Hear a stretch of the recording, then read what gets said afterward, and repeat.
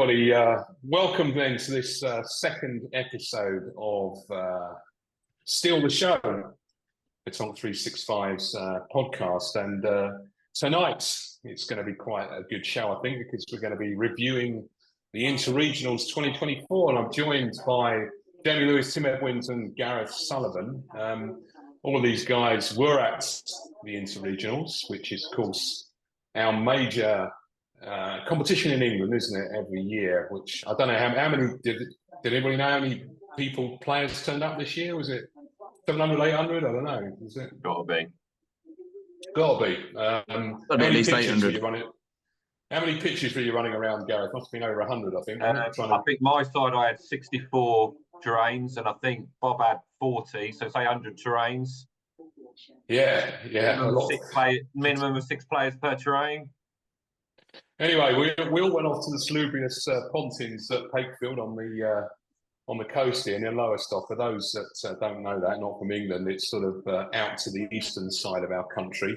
Not the most attractive coastline up there, I would have said. In fact, it's down the road from the Sideswell nuclear power station, which is relevant to this conversation because this is the last year that we're going to be at Pakefield because it's being taken over by the Sideswell B construction workers who apparently they don't. I presume they know this, but they're going to be spending some time there. I think quite a lot of time while they're building that. I might say I feel a bit sorry for them, but there we go. Anyway, let's move on very quickly then to some thoughts about Interregionals. Maybe let's just start with maybe an anecdote or something that you noticed or something you enjoyed, guys, at Pakefield this year. Who'd like to start on that one? Gareth, you got something for us? I think apart from the obvious thing of just also seeing loads of people who haven't seen for a while, for me, obviously not playing as umpiring, see it slightly different from maybe Jamie and Tim. But for me, personal highlight was seeing Emma Coggins back out. I had some really nice chats with her. Great person, great player, and she's been missed on the train. So yeah, for me, that was probably mine. Seeing Emma back out where she should be. So look forward to her getting out and playing again. Well, what about you, Tim? What did you pick up over the weekend? Yeah, I agree. I'd echo Gareth. It's great to see everybody there, isn't it? The people you see now, they're going to be there. It's great to see people. Little highlight for me is probably you might be a fan of it, Martin. It was a game against East Midlands. I'm afraid it was I was sitting out to start with. I think it was 7-7, a really tight game, and then I think the guys were our team playing could just feel the momentum start to shift. So we decided to make a change, and I came in. Then eventually we went 8-12 down, but managed to come back and win 13-12 in the end. So that was a good one for me. I did obviously see that, Tim, because for those don't know, I was managing the East Midlands this year. It was the first time I've been a team manager, and that was what actually the notable thing for me. It's my very first time as a team manager, and I really enjoyed it. Actually, it was good fun. I mean, you can be quite frustrating sitting on the side of a pitch when you're sort of looking at tactics or you're thinking, why have they done that? But when you're the manager at Interregionals, you're trying to sort of keep an eye on 8 games at the same time. So you have to have eyes on the back of your head. And I actually think the main job of a team manager really is just to keep everybody motivated. So I did spend a couple of games. So as a final game there was one sort of notable 2-hour game against Southern where I think what I was doing really all the time was just trying to say to them, look, we're going to win this. Just try and keep them focused. So it was good fun, really good fun, that actually. What about you, Jamie? Playing, weren't you? So playing for Chiltern. So yeah, I mean, just the usual overall. I mean, I took a mate of mine who plays for East Midlands, actually Benny Addison, who I was describing as an interregional virgin. As we were driving down, and he kind of said to me, what should I expect? I said, well, as long as your expectations are low, you won't be disappointed. But he actually, it was really good because having played at a lot of interregionals, you kind of know what's to expect. You know what's there, and you get to see all the people you haven't seen for a while, and that's a great side of it. And I just thought, seeing basically a number of people I hadn't seen for a while, but then it was nice seeing Ben, who's played league in our local area, and then started playing East Mid for got into the East Midlands squad as well. So he really enjoyed it. So that was great. Yeah, I mean, what did you think about it this year, guys? I mean, you remember the very first year we went, it was like a meltdown, wasn't it? It wasn't very nice, was it? It wasn't very pleasant, and there was a lot of people came away very unhappy. What you're looking at is a combination of what's the pitches are like, what's the food like, what's the accommodation like, and what's the social scene like. What did you feel about it this year? Did you feel it was well organised and okay? I mean, was accommodation okay? How did you see it? I thought the organisation was fantastic this year. From my point of view, it seemed to run really smoothly. Pieces were free when you needed them, and teams ready. I say my team finished reasonable time on both days, to be honest, sort of between 6-7 p.m. Which seemed to work a lot better. I think the pieces in general are good. Some of them are too thick. I don't know if that's Pontins don't want to damage the tennis courts or something, and they've made us put lots of gravel down. I'm not sure, but some of them are thick. But if you think back to Hayling Island, the ones there, they were just really no gravel at all. They were just sort of smooth, weren't they? So the bottom car park ones at Pakefield, I really like. I think they're really good. Yeah. What about you, Gareth?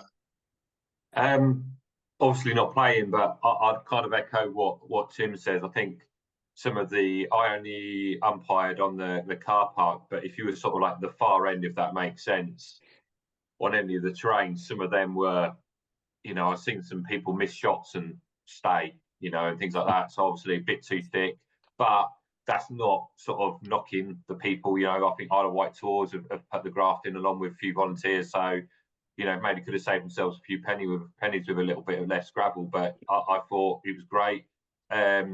Overall, I think the trains, I thought, I've never particularly had an issue with my accommodation. If I'm being honest, 3 years we've been there.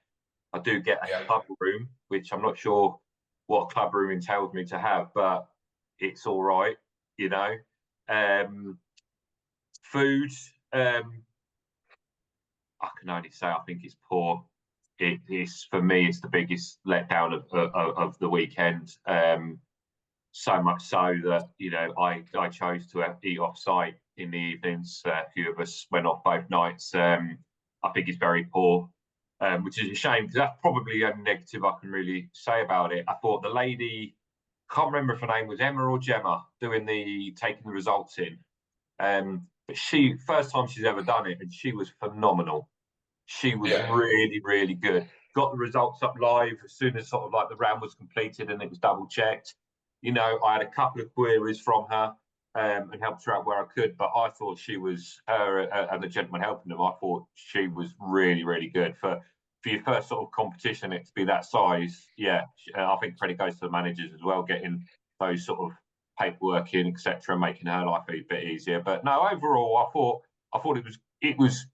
I think I said in the poll, some things I thought were very good and some things I thought were very poor, but I won't be sad to see it's moved on.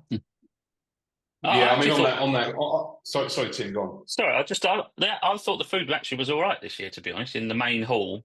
When you compare it to the first year we were there 2 years ago, I thought it was poor, but I thought this year was okay. The food was all right.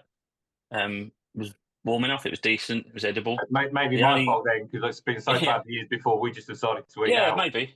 Yeah. The only thing I would say is lunch times was still quite messy. They obviously have that sort of marquee down the bottom with sandwiches and stuff, but they seem to set out really quickly. I don't know if it's just they're not expecting everyone at the same sort of time or the same time slot. 600-700 people in an hour is quite difficult, but they didn't have quite enough food there. Yeah, I mean, I didn't eat the Saturday and the Sunday. I didn't eat at lunchtime because purely just there wasn't any food left. Or, I mean, Keith and I we went up to try and get some food because they were serving food, weren't they? For I think it was like £10 for a meal, and we got up there and it was closed. They'd already finished it, serving, etc. So yeah, I mean at the end of the day, we're moving on, aren't we? Moving to a different place. So.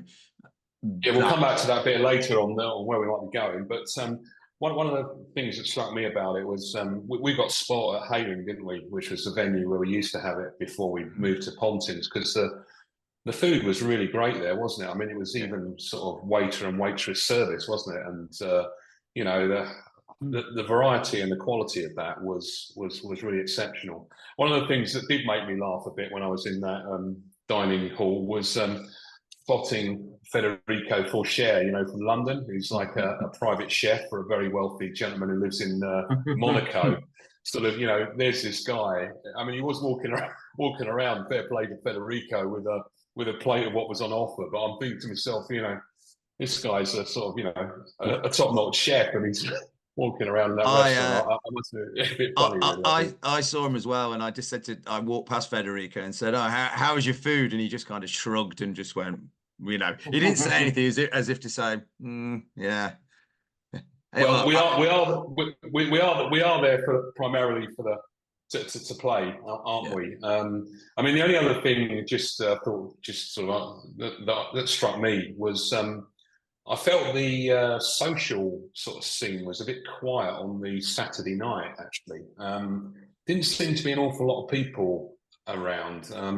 I'm just wondering whether it's because everybody was exhausted from a very long day, or people were trying to be a little bit more disciplined because they knew there was a big battle about to take place on Sunday, or whether they were just back in their chalets consuming alcohol with all their friends and family or whatever. But it did seem a bit quiet to me. I'm not a drinker, you know? As you know, I'm not particularly a drinker, but from what I saw on the Friday, I didn't go out on a Saturday evening, but Friday evening I went out.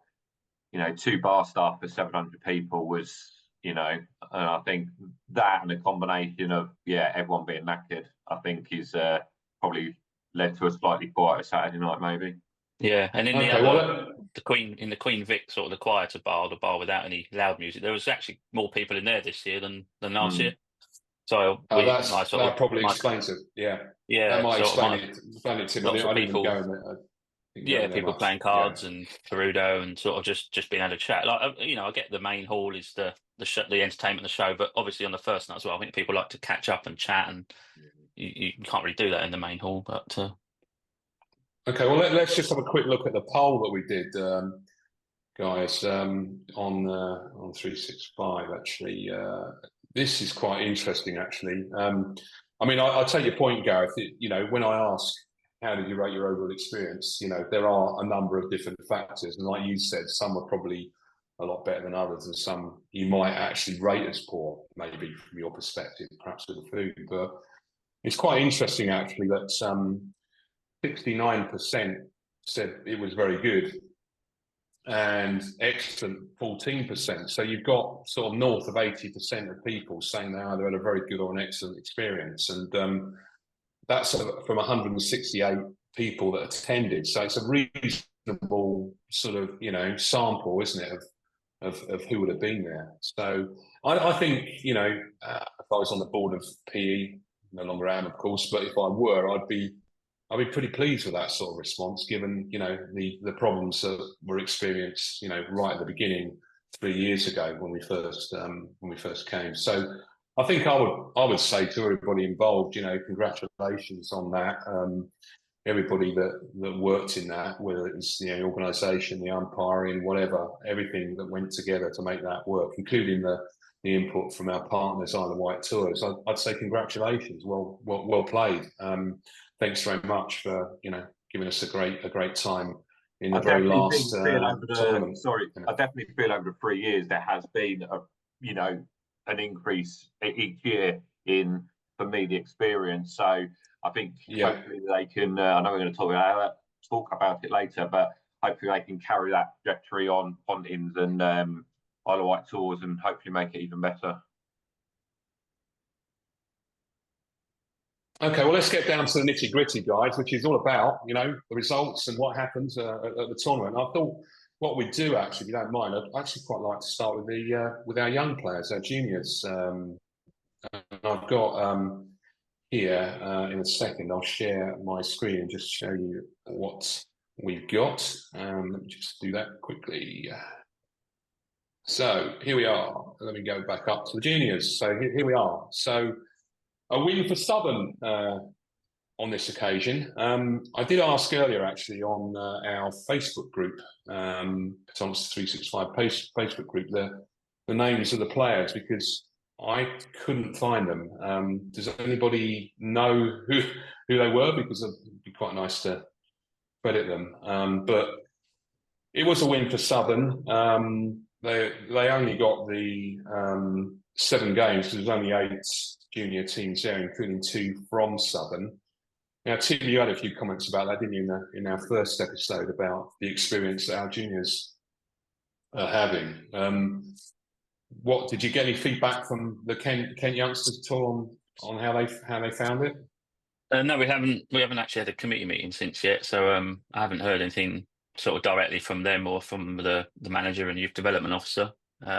Yeah, but I think it's quite disappointing. They've only had 7 games really, because I think they've maybe done it slightly differently this year because there were only 7 or 8 teams last year.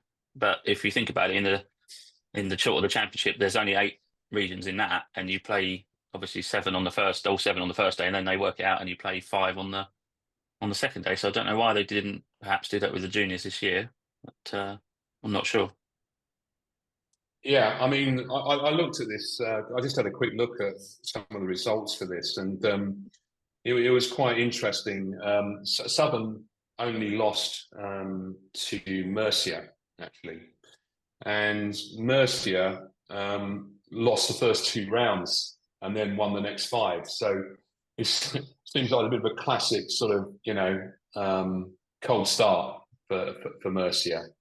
And interestingly, the Southern 2 team beat Mercia. So the Southern 2 team helped out the actual Southern number 1 team. So that probably helped out quite a bit in terms of the final result. But congratulations to our Southern youngsters for that, and well played. So the next thing I just actually wanted to just mention while we're here, of course, we've got the Espoirs and Juniors Championship coming up, and we've got boys and girls going, haven't we? Teams going to that, and that's taking place very soon on the 3rd to the 6th of October. That's in Spain. We will be picking up on that actually on a future podcast. But I just wanted also to sort of, actually, because I didn't say the names of or we don't know the names of the players who played at IR, just think it's worth just mentioning who's going to represent our country next week. So for the girls, we've got Amy Rickman, Tegan, Amy and Ava. I think Amy and Ava are from Heart of England. I think Amy's from Southern and Tegan is from Kent, one of your players, I think, Tim. Is that right? Yeah, that's correct, yeah. Yeah, we got Hannah Griffin as the coach. Now, if you remember last time the girls went there, we won a silver medal, which is a fantastic, brilliant result for us. And the boys, we've got Alex, Charlie, Matthew and Alex going. And I think Alex is GWR, Charlie is Heart of England, Matthew is Southern, and Alex is from Mercia. Very excellent to see a young player from Mercia, given that region, it's one of our newer regions, isn't it? And John Emerson's obviously coaching that one. So I just wanted to bring that. I'm sure some of these players were playing in those teams over the weekend, but I just wanted to say all the best for that tournament, everybody, and let's hope they can do well at that. Okay, well, let's just go back then and pick up the challenge. What's happened in the challenge? So we'll start with the challenge Division 2. So wasn't it great to see Scotland turn up for the first time at interregionals and compete in the challenge Division 2? Did anybody encounter any of the Scottish players over the weekend? Only socially.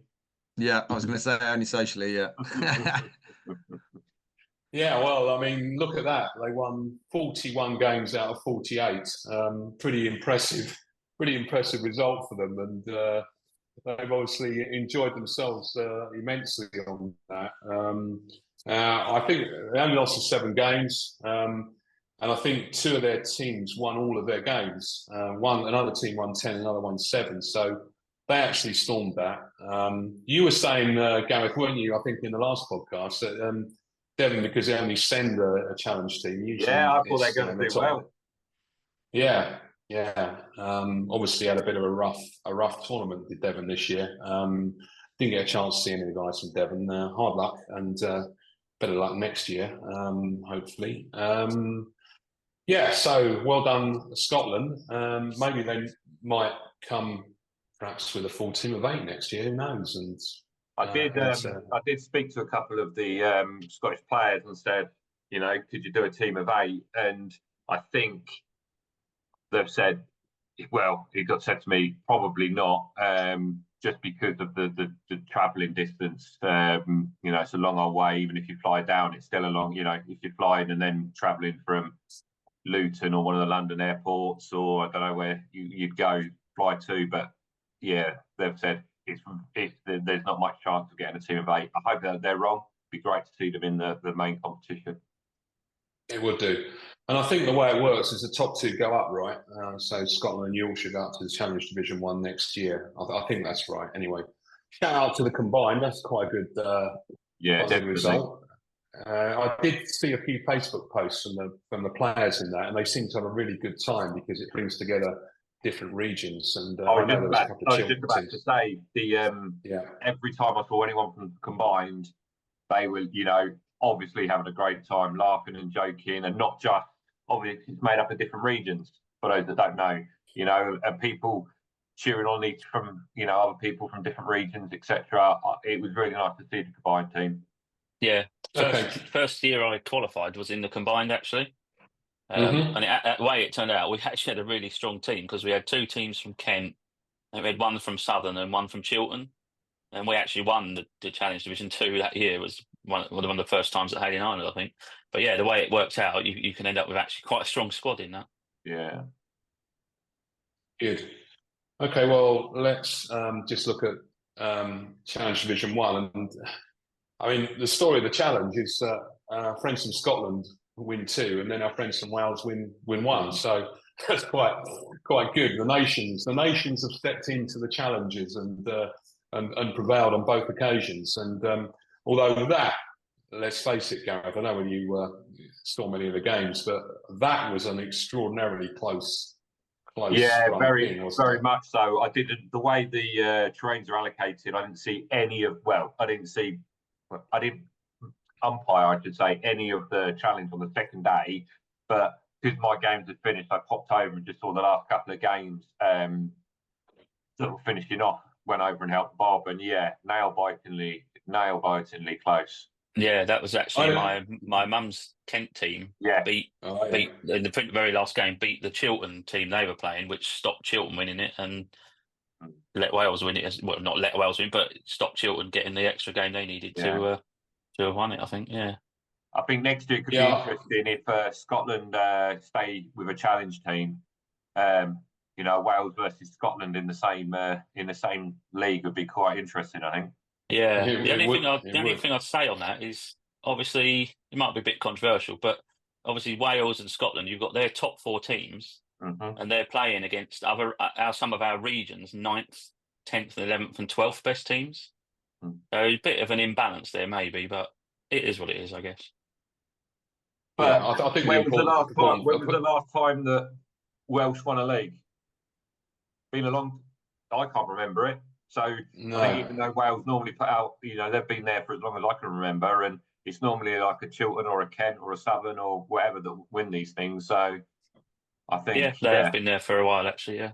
I mean, I think the important thing from my view on it, I don't know what you think, Jamie, but I think it is really important that our nations are there represented, both Wales and Scotland, and it does add something special, I think, to the tournament. And yeah, absolutely. I mean, in an ideal world, we'd want the Welsh and the Scottish in the Division 1 and in Division 2. You know, in that sort of competition with 8 teams and playing in there. But for one reason or another, you know, at the moment they can't get that many teams together. So, you know, having them involved and having them at the tournament means that the possibilities are there for the future, you know, trying to get that possibility. So having them there is fantastic.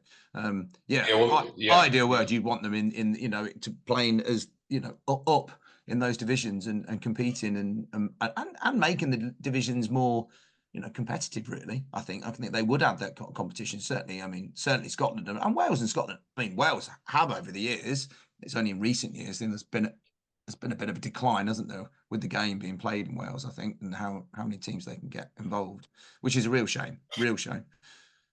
Yeah, I think so.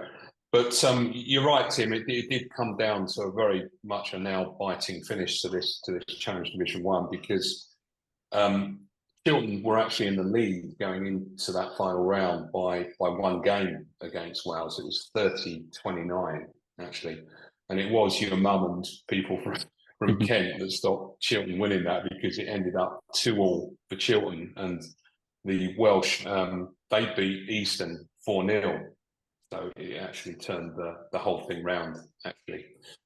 So congratulations to Wales. Let's then move on to Division 2 of the Championship. Now, I've got a slightly complicated set of tables here, which may not be the easiest to see. What I'm going to do with this is I'm going to share this on our Facebook page as well, so people can have a look at it if they want to.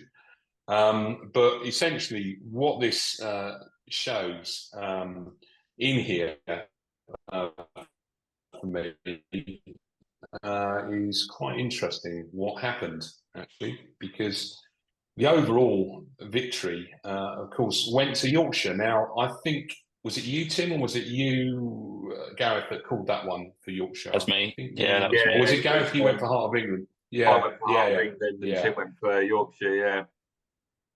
Yeah, so what was interesting about this, if you look at the day one, right, Yorkshire 133, Sussex 32, and then there were Heart of England on 29, Suffolk on 29, Eastern on 28, Great Western on 28. I mean, it's amazing, actually. Wow. Really close, amazingly really tight. close. You know, I mean, if there was a sort of a division to watch in terms of it being nail biting and things changing, I think this was probably it. Pretty amazing from my point of view. I think looking at that, as not having seen a game, but actually looking at the results, really quite fascinating. I think it's quite mad if you look at the over after the all rounds were completed. You know, you had obviously Yorkshire, you clean sort of like 56 wins, Heart of England 53, so they get promoted, but then Sussex 53. You know, points different. The same amount. And what you've got to remember is this is 8 games per round, you know, so unlike the Challenge where it's only 4, and then Central 51.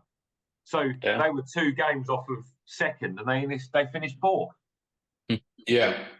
So yeah, I mean, it's pretty amazing. I actually looked at what the situation was after 11 rounds, right? And it was pretty amazing. I mean, Sussex were actually leading after 11 rounds. They had 51 wins. Yorkshire was second on 50, and Heart of England, interestingly, were on 47. Okay, so that was how it went. But if you look at that final round, that was really quite critical what happened in terms of the way it played out, because you know both Heart of England in that final game, that final round, and that actually turned it. And Sussex, you've got to feel slightly sorry for, because they lost 6-2 in that final round and then didn't make it on points difference. Yeah, that's how close that was actually. So, well, it'll be interesting, won't it, for Yorkshire and Heart of England next year? I had a chat with the Heart of England guys. They're all very positive about the way the sport's going in that region, and particularly bringing in youngsters and attracting new people in. And be interested to see how they get on, because it is tough, isn't it, once you get promoted to Division 1, actually surviving up there. Yeah. Okay. So I don't think that could have really been any closer, that division, and it must have been people thinking that just about all the way through that they could get one of those top 2 spots, but it ended up with Yorkshire and Heart of England, which we said we thought it would be. Okay, well, let's go on to the main event, Division 1. And, well, what can we say about this? it's just every year's the same, isn't it? It always comes down to a very, very, very close outcome. And Chiltern did prevail again, but just by two wins. There's quite a gap between them and the third place, which was Anglia. Now, Anglia, let's face it, the dark horse, aren't they? They really are. Yeah, I was going to much. say I'm surprised, but they did it last year as well, aren't they? They're just, they're fantastic. And they were 10 games ahead of Southern, I think it was, in form. Yeah. So, yeah, they did fantastic. What's their secret? Anybody got any insights in what they're doing that's working for them? I mean, I had a chat with Luisa Desposito as the manager, and they just seem to be an extraordinarily tight-knit bunch. Actually, that was my impression of it. Yeah, I don't know what they're doing against everyone else, but they play bloody well against us. Yeah.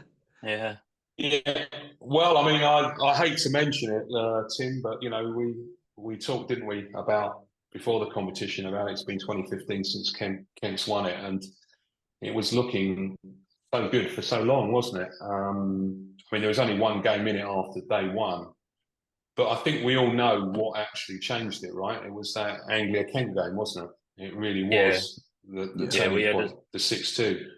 We had a strong start as Kent on the Sunday. I think we won 7-1 and then 8-0. So I think at one point we were 3 games ahead of Chiltern going into that Anglia match, and then they beat us 6-2. Fair and square. They played incredible. To be fair, the game that I lost was obviously Kent 6 against Anglia 5, and it was a really high standard game. We were hitting 3 or 4 shots an end and dropping 3 points every end. It was fair play. They played really well. So obviously didn't see much of any of the other games in that round, but from what I've heard, Anglia played really well all round. Yeah, I mean, the other thing which was the amazing round, Jamie, you were involved in it, was of course after Anglia getting that 6-2, then Chiltern steps into the next round and fannies them 8-0. I mean, how did that happen? Yeah, well, I mean, we played Southern the round before, and we were playing. There were tight games against Southern, the Southern games, and we'd been talking, and we were saying, realistically, we don't get a good round in here, we're going to be probably out of this. And I think it might have been you, Gareth, actually walked across when we'd finished our games, and we were kind of going, we've got 6, we've got 6 here, but 6-2, is that going to be enough? And then I think Gareth walked across and said, no, Kent is 6-1 down. I think at that point, I think they were 6-1 down. I think you guys won your last game to make it 6-2, didn't you? Yeah, that's correct. Yeah. And we as a kind of a region, we kind of went over to the pitches, and after Anglia doing so well against you, we all literally kind of said, look, these are going to come for us. Anglia have just done really well. They're going to be really up for this. They're going to have their chest pumped out, whatever. And I think as a region, we just thought, right, these lot are going to come for us, and I think we all just, our game all raised up. I think, and I know I can talk from my own point of view. I mean, I think the first 2 games that we played against Anglia, we fanned the first 2 teams. And not because they weren't playing well, actually, they were playing quite well from what I saw. But then, of course, those 2 games come in, and then everybody else is kind of, they've got the rest of them. I think I totally agree. I mean, that round, Anglia had that has a huge impact on how the result went. I think also we were 7-0 up going into that round. I think the final one, I think it was Adrian and Myra and Derek. Peter. They won their game, and that was quite okay. And and actually they were down in that game. They were like 9-12 down, I think, and they actually won that game. And that 8-0 then meant we knew that we could go into the next round, and we could effectively lose 3-5. We only needed 3 games because we had better points difference. Well, what we thought, because obviously we didn't know the exact results because they're not.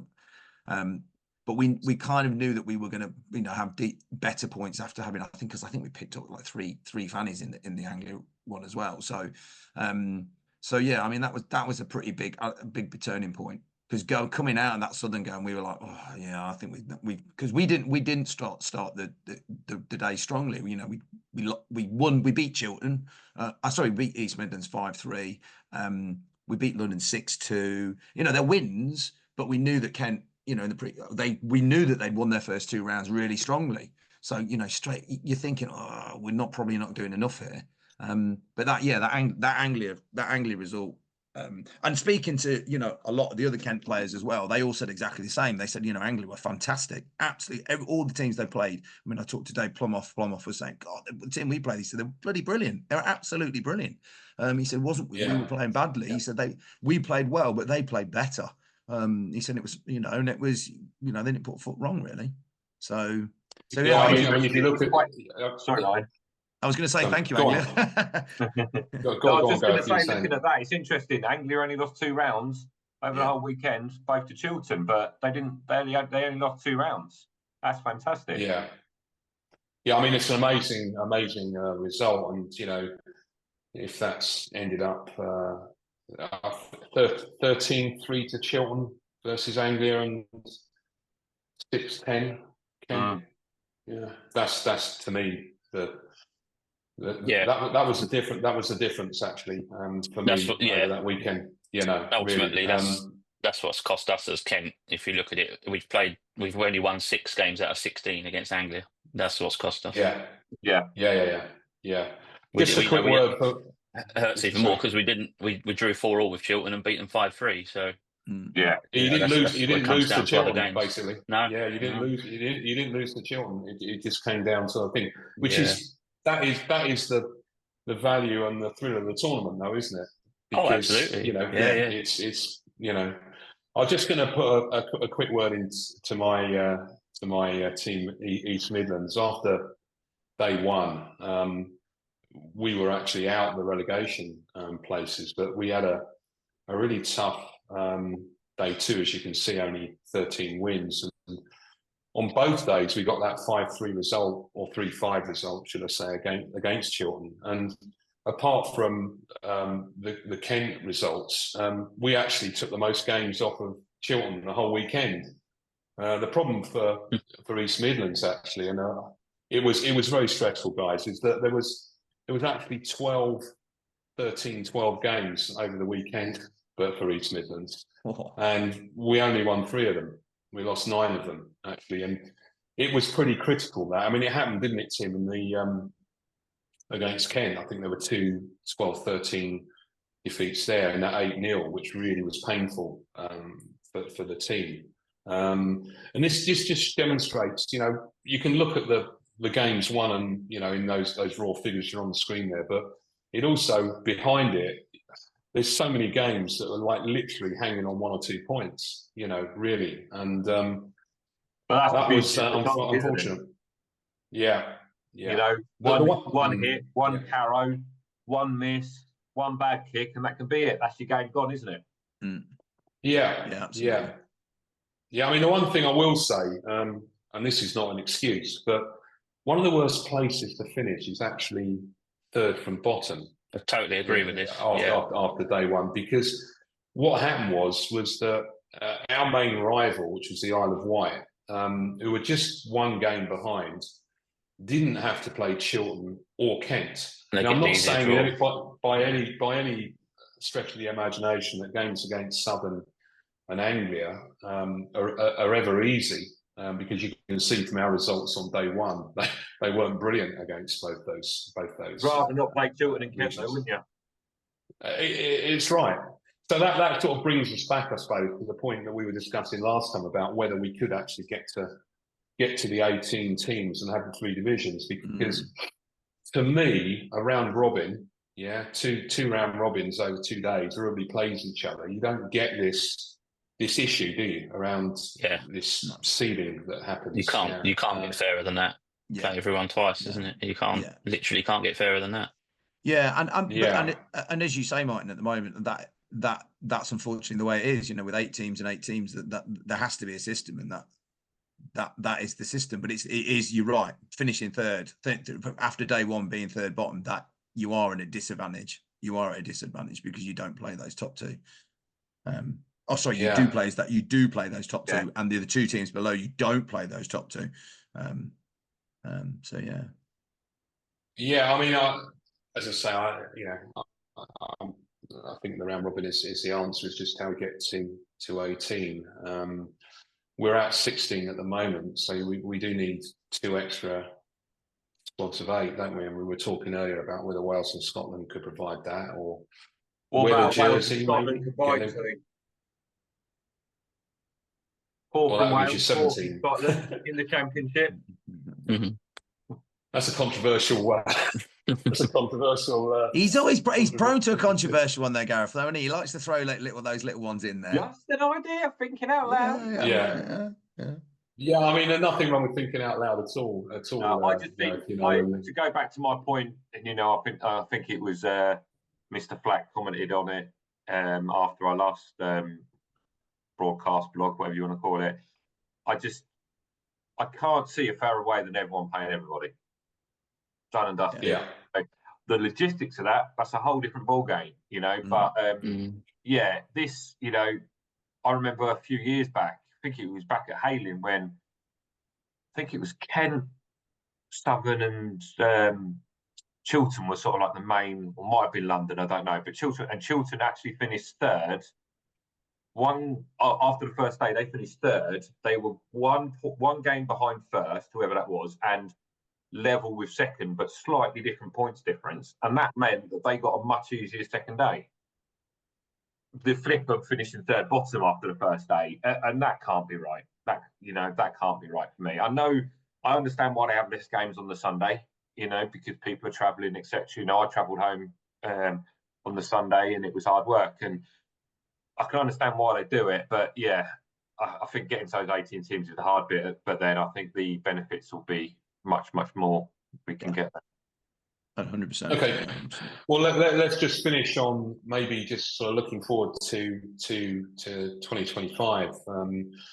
I mean, are there, apart from that sort of potential round robin scenario, which would involve bringing in those 2 extra teams, is there anything else that could be potentially changed, or are we really in a place where if we can't do it and we have to stick with what we've got, that if it ain't broke, don't change it? I mean, we've had the perennial discussion about whether time games would be a good thing for the Saturday. Again, you get people who like that and people who don't like that. Is there anything else? It's impossible to do time games. 100% with only 2 or 3 umpires in 100 piece. Not you can't enforce it. From my point of view, absolutely you cannot do with 100 terrains. You're going to need 10 umpires at least. Where are you getting them from? It's not. It can't be done. The only thing I've always said is, if you're not going to do times, is you've got to.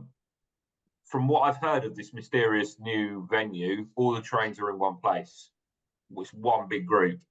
The hardest thing from my point of view, and I reckon you could shave off at least 45 minutes or even plus, is having where the first day when you guys have to go backwards and forwards, trying to manage that. Are players still watching other teams when they could be playing? Are they playing? Are they not? Have they gone off somewhere? It's impossible to manage from an umpire, especially when there's only 2 of us. So having everyone in that one area, I think will massively help the time. But then we didn't finish that late this. I was going to say, I mean, the weather helps. The weather hugely helps, and I do think the organisation of it was very slick. I mean, I know we said it before. I think the organisation was really slick, and I thought that was really managed really well. And and I think teams as well. I think were better. I think as teams, we were better at moving on to next rounds and going on to the next rounds. Because I think in past years teams have hung around, and I know, Gareth, you go around going, next round starting soon, get a move on, sort of thing. Yeah, but I think I think a lot of players were much better at getting to their next piece. They finished the game.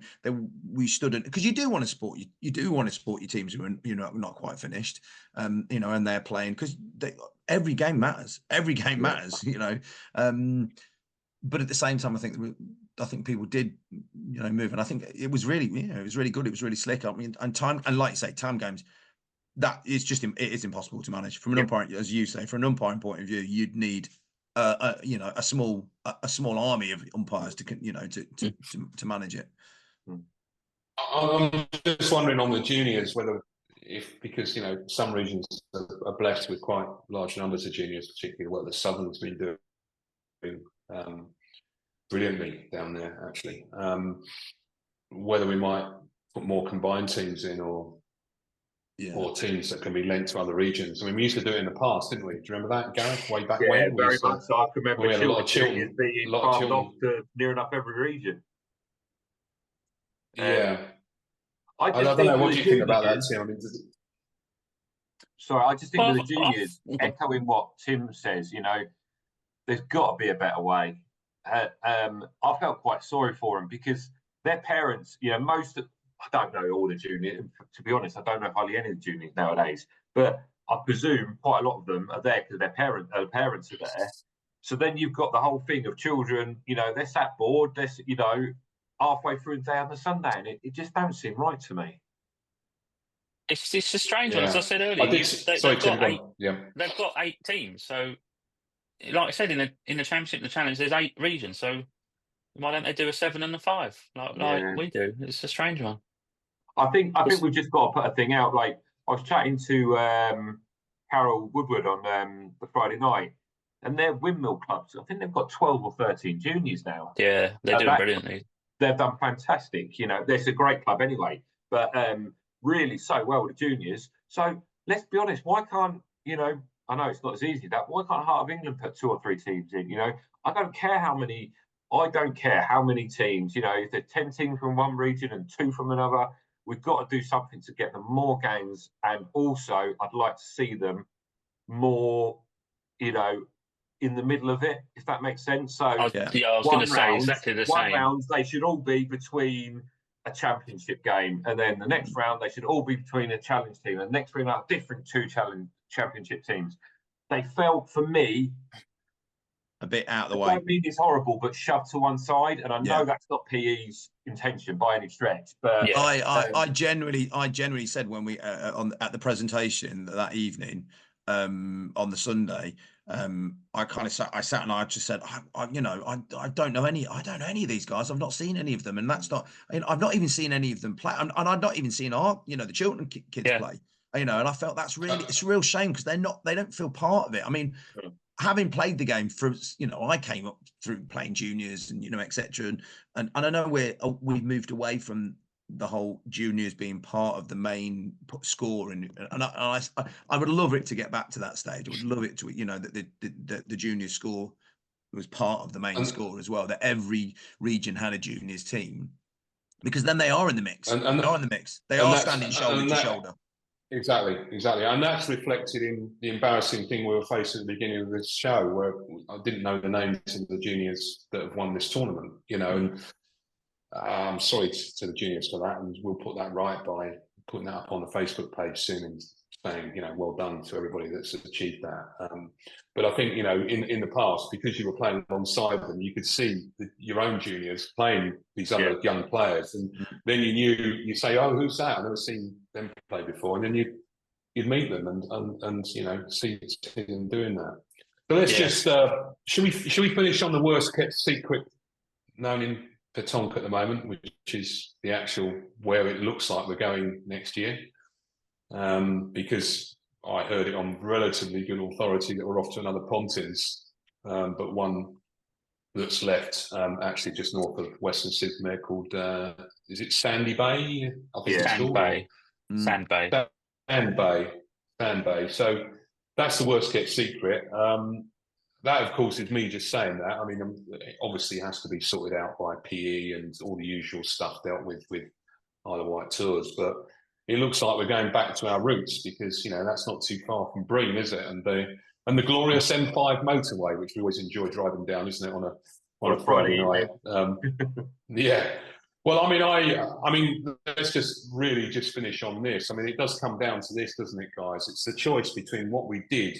Remember when we went to Melton, where we just find the venue and everybody just goes off and finds their own accommodation, or whether we do go to bring, you know, the pétanque family together, into one venue. And I'm actually very firmly in the camp of let's bring everybody together at the one venue, because I just think it makes the experience so much more. I do hear people who say, well, if we do it the other way, we're in control of the accommodation, our food and all that sort of stuff. But well, I accept that, but I think you just have to look at the collective, the overall, and what benefits everybody the most. And I think for me, it still remains a single venue.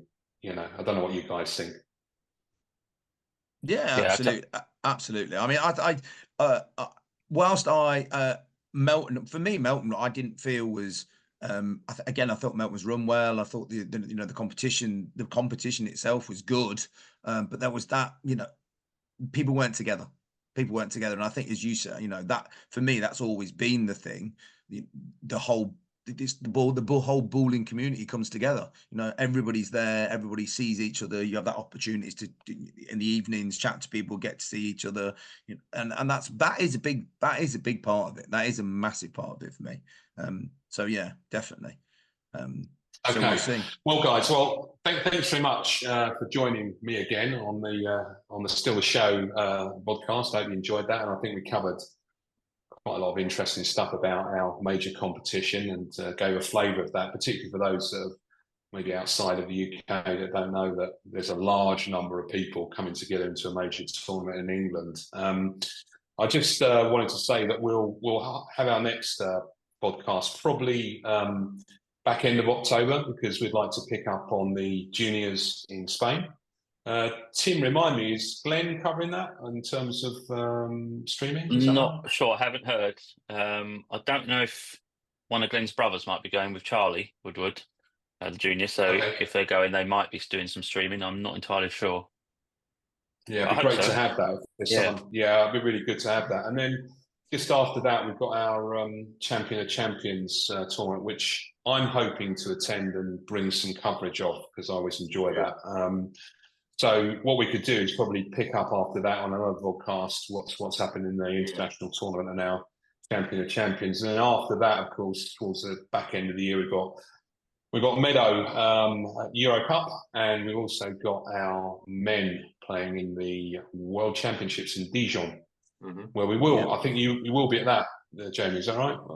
Sorry, not Jamie. Tim, you'll be at that, right? Is that right, or am I wrong? I'll be at the Euro Cup. I've got it run the wrong way. Thank you. Yeah, so we'll have some streaming from that, and then we need to find someone to cover the men's. Okay. Well, that's it then. Thanks so much for joining us all again, and I hope everybody's enjoyed that. And if anybody's got any ideas about stuff they'd like us to cover in the future, just get in touch, put it on the Facebook group page, and tell us what you'd like to cover, and we'll try and do that. I mean, maybe there's some stuff around umpiring, coaching, tactics of the game, whatever. We could actually address that in a future episode, and maybe bring in some people who've got experience in those areas to add to the bring in someone who's experienced in umpiring. That's a good idea. Well, you're already we've got that covered, Gareth. I was thinking maybe I'd like to have a conversation with some coaches. Actually, I think that would be maybe Rowley or Matt. Yeah, Matt right. I was just about to say Rowley. Get Rowley on would be great. Yeah, Jeremy, Jeremy Huntley. It'd be interesting just to talk through what it's like, how they manage teams at international tournaments. Well, maybe Martin, we could speak to Rowley and see if he was willing to come on after the Euro Cup or something. Would be good. Yeah, that'd be really good. Well, guys, thanks so much, and see you all soon.